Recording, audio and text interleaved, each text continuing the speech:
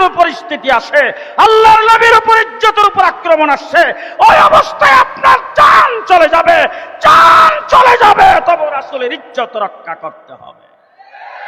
বিশ্বের 200 কোটি মানুষের অন্তরে আগুন জ্বালিয়ে দিয়েছেন।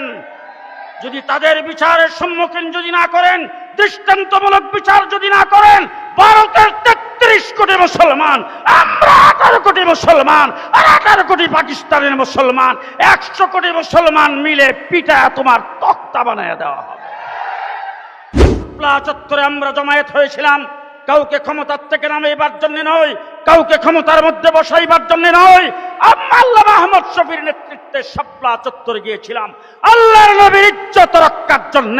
এবারও যদি আল্লাহর নবীর ইজ্জত রক্ষার জন্য আবার যদি শাপলা চত্বরে যেতে হয়, তাইলে যুবকদের মাহফিলে বলে গেলাম, আমার শরীরের প্রতিটা শক্ত, প্রতিটা ফুটা আমি আল্লাহর নবীর ইজ্জত রক্ষার জন্য সাল্লাল্লাহু আলাইহি ওয়াসাল্লামের জিন্দেগির দিকে আসি। আমার রাসূল সাল্লাল্লাহু আলাইহি ওয়াসাল্লাম 40 বছর বয়স পর্যন্ত মক্কা নগরীতে বসবাস করেছেন।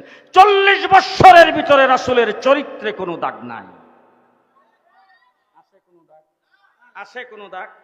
40 বছরের ভিতরে রাসূল কোনদিন কারোর সঙ্গে এফটিজিং করেছেন? আবু জেহেল বলতে পারে নাই, আবু লাহাব বলতে পারে নাই। রাসূল কোন মহিলার দিকে তাকাইছে? আবু জেহেল, আবু লাহাব বলতে পারে নাই। রাসূল সাল্লাল্লাহু আলাইহি ওয়াসাল্লামের প্রধান শত্রু আবু জেহেল, প্রধান শত্রু আবু লাহাব।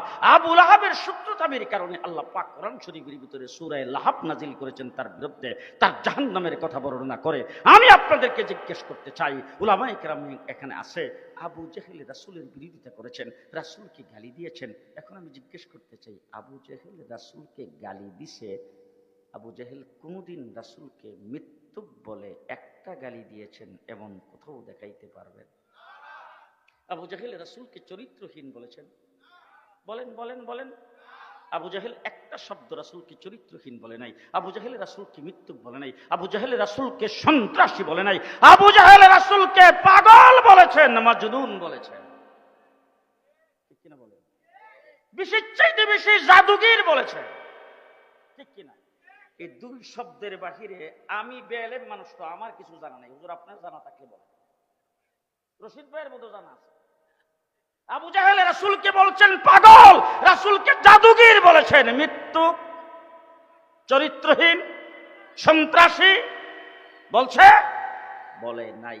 এবার আসেন দেখি আমার বাংলাদেশের নাস্তিক মুরতাদ বলগারেরা, যার কারণে আমরা শাপলা চত্বরে রক্ত বিলিয়ে দিয়েছি, সেই নাস্তিক মুরতাদ বলগারেরা রাসূলকে এমন কোনো ভাষা নাই যেই ভাষায় গালি দেয় নাই। মুহাম্মদুর রাসূলুল্লাহ সাল্লাল্লাহু আলাইহি ওয়াসাল্লামের চরিত্রের উপর আঘাত করেছে, রাসূল সাল্লাল্লাহু আলাইহি ওয়াসাল্লামের জীবনের উপর আঘাত করেছে, মুহাম্মদুর রাসূলুল্লাহ সাল্লাল্লাহু আলাইহি ওয়াসাল্লামের বিবেগনের উপর আক্রমণ করেছে। বাংলাদেশের নাস্তিক আর মুরতাদেরা আজকে ভারতের মহারাষ্ট্রের একজন মহারাজ রাসূলকে সন্ত্রাসী বলে গালি দিচ্ছে। হুজুর আকরাম সাল্লাল্লাহু আলাইহি ওয়াসাল্লামের অনুসারী মুসলমানদেরকে সন্ত্রাসী বলেছেন। ও আমার ভাইরা, পরিষ্কার ভাষায় বলতে চাই, আমি আপনাদেরকে জিজ্ঞেস করতে চাই, রাসূলকে যদি কেউ গালি দেয় আর আপনি যদি সেটা শুনেন, রাসূলের অবমাননা যদি কেউ করে আর আপনার চোখের সামনে যদি সেটা আসে, আপনার অন্তরে ব্যথা লাগে কি না? কম না বেশি? কত বেশি? আপনার বাবাকে যদি কেউ গালি দেয়, আপনার বাবাকে গালি দিলে আপনার অন্তরে যেমন ব্যথা লাগবে, রাসূলকে গালি দিলে কি এমন ব্যথা? আস্তে কও। আপনার বেগমকে যদি কেউ গালি দেয়, তার ইজ্জতের উপর যদি কেউ আক্রমণ করে, আপনার মাকে যদি কেউ গালি দেয়, তার ইজ্জতের উপর যদি কেউ আক্রমণ করে, তাইলে আপনার অন্তরে যে ব্যথা লাগবে, রাসূলকে যদি কেউ গালি দেয়, এতটুকু ব্যথা লাগলে কি চলবে না আরো বেশি? আরো বেশি। এবার আসেন দেখি, একজন ব্যক্তি যদি অসুস্থ হয়, চোখের মধ্যে যদি অপারেশন হয়, ডাক্তার থেকে বলে দিছে মাথাটা নিচের দিকে নোয়ানো যাবে না। এবার গেছেন মসজিদের ইমাম সাহেবের কাছে, মুফতি সাহেবের কাছে, যাই জিজ্ঞেস করছেন, হুজুর আমি তো 5 ওয়াক্ত নামাজ পড়ি, এখন আমার যে ডাক্তার বলে দিছে মাথা নিচের দিকে করা যাবে না, আমি জিজ্ঞেস করতে চাই সেজদা যে করবেন কারে? আল্লাহকে। এবার জিজ্ঞেস করতে চাই, সেজদাটা কার হুকুম, কার হক? আরো আসতে? আল্লাহর হক। এবার ইমাম সাহেবের কাছে যায় বলছেন, ইমাম সাহেব ডাক্তার তো নিষেধ করছে মাথা নিচে। ইমাম সাহেব ডাক্তার নিষেধ করছে আপনি মাথা নিচের দিকে নয় সেজদা করবেন না, আপনি ইশারা দিয়ে সেজদা করলো আদায় হয়ে যাবে। তাহলে আল্লাহর হক সেজদা আপনি না করলে স্বাস্থ্য খারাপ হয়ে যাবে, চোখ খারাপ হবে, এই জন্য সেটা মাপ হয়ে যায়। আপনার শরীর খারাপ, গ্যাস্ট্রিক আলসার, ডাক্তার বলে দিছে খিদা অবস্থায়, পেটে খিদা অবস্থায়, খালি পেট অবস্থায় আপনি থাকতে পারবেন না, কিছুক্ষণ পরপর কিছু খাইতে হবে। গেছেন মসজিদের ইমাম সাহেবের কাছে, ইমাম সাহেব বলে দিছে ফামান কানা মিনকুম মারিদান ও আলা সাফারিন, আল্লাহ পাক কোরআনে বলছেন তুমি যদি অসুস্থ রোজা না রাখলেও চলে, তাহলে রোজা আল্লাহর হক। অসুস্থ হবেন, স্বাস্থ্য খারাপ হয়ে যাওয়ার সম্ভাবনা থাকলে তাইলে আপনার রোজাও মাক। আরে আল্লাহর হক স্বাস্থ্য খারাপ হয়ে যাওয়ার সম্ভাবনা থাকলে মাফ হয়ে যায়। কিন্তু এমন যদি কোনো পরিস্থিতি আসে, আল্লাহর নবীর উপর ইজ্জতের উপর আক্রমণ আসছে, ওই অবস্থায় আপনার জান চলে যাবে, জান চলে যাবে, তবে রাসূলের ইজ্জত রক্ষা করতে হবে। ঠিক কিনা বলেন? রাসূলের ইজ্জতের জন্য জীবন দিতে প্রস্তুত হওয়ার আগ পর্যন্ত ঈমানে কামেল হবে না।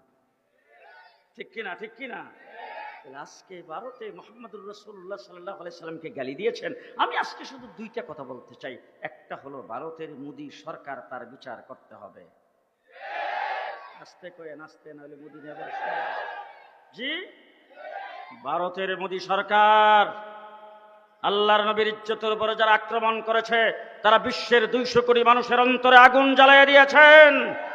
যদি তাদের বিচারের সম্মুখীন যদি না করেন, দৃষ্টান্তমূলক বিচার যদি না করেন, ভারতের 33 কোটি মুসলমান, আমরা 18 কোটি মুসলমান, আর 18 কোটি পাকিস্তানের মুসলমান, 100 কোটি মুসলমান মিলে পিটা তোমার তক্তা বানায় দেওয়া হবে। মুহাম্মদুর রাসূলুল্লাহ।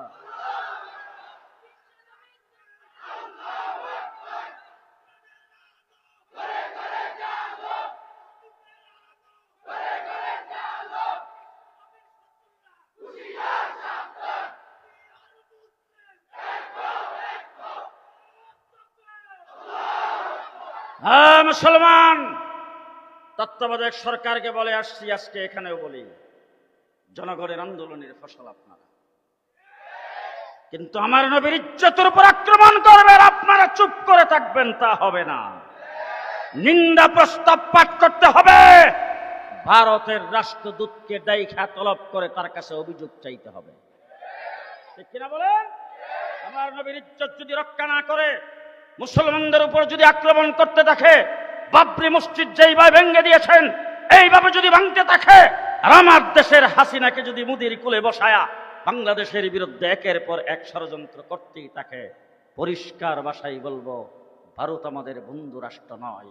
প্রয়োজনে ভারতের সাথে সম্পর্ক কাটআপ করে দিতে হবে। ভারতের রাষ্ট্রদূতকে বিদায়। দেশ আমাদের, এই মাটি আমাদের, এই দেশ আমার, এই মাটি আমার। ঠিক না? ঠিক। উলামায়ে কেরাম খালি খালি মসজিদ মাদ্রাসা আর খালি নামাজ রোজার কথাবার্তা বলে তা না। সেদিন দ্বীন ইসলামের কথা আমরা বলি না, আমরা দেশের কথাও বলি।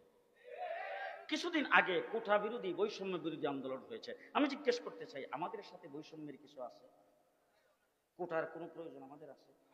আমাদের জন্য চাকরির দরকার। আমরা মাদ্রাসার ছাত্ররা বছরে কয়বার চাকরির দরখাস্ত করি? চাকরির জন্য আমরা যাই না, আমাদের কোটার কোনো দরকারই নেই। তারপরে এই দেশের স্কুল কলেজ ইউনিভার্সিটির ছাত্ররা কোটার জন্য যখন রক্ত দেওয়া শুরু করেছেন, আমরাও পিছিয়ে থাকি নাই, তাদের কাঁধে কাঁধ মিলে আমরাও শাহাদত বরণ করেছি। আমাদের প্রায় 84 জন মাদ্রাসার ছাত্র তাদের সাথে শাহাদত বরণ করেছে। পরিষ্কার ভাষায় বলতে চাই, মুহাম্মদুর রাসূলুল্লাহ সাল্লাল্লাহু আলাইহি সাল্লামের ইজ্জত থাকলে আমরা দুনিয়াতে বেঁচে থাকব। আল্লাহর নবীর ইজ্জত যদি রক্ষা না হয়, আমার বেঁচে থাকার কোনো দরকার, আমার বেঁচে থাকার কোনো দরকার। শাপলা চত্বরে আমরা জমায়েত হয়েছিলাম, কাউকে ক্ষমতার থেকে নামাইবার জন্য নয়, কাউকে ক্ষমতার মধ্যে বসাইবার জন্য নয়। আল্লামা আহমদ শফীর নেতৃত্বে শাপলা চত্বরে গিয়েছিলাম আল্লাহর নবীর ইজ্জত রক্ষার জন্য। এবারও যদি আল্লাহর নবীর ইজ্জত রক্ষার জন্য আবার যদি শাপলা চত্বরে যেতে হয়, তাইলে যুবকদের মাহফিলে বলে গেলাম, আমার শরীরের প্রতিটা শক্ত, প্রতিটা ফুটা আমি আল্লাহর নবীর ইজ্জত রক্ষার জন্যই রেখেছি। দ্বিতীয় কোনো কারণে আমার শরীরের রক্ত রেখে কোনো লাভ নাই। আমার শরীরের এক এক ফোঁটা রক্ত মোহাম্মদুর রাসূলুল্লাহ সাল্লাল্লাহু আলাইহি সাল্লামের জন্য ওয়াকফ করে দেব।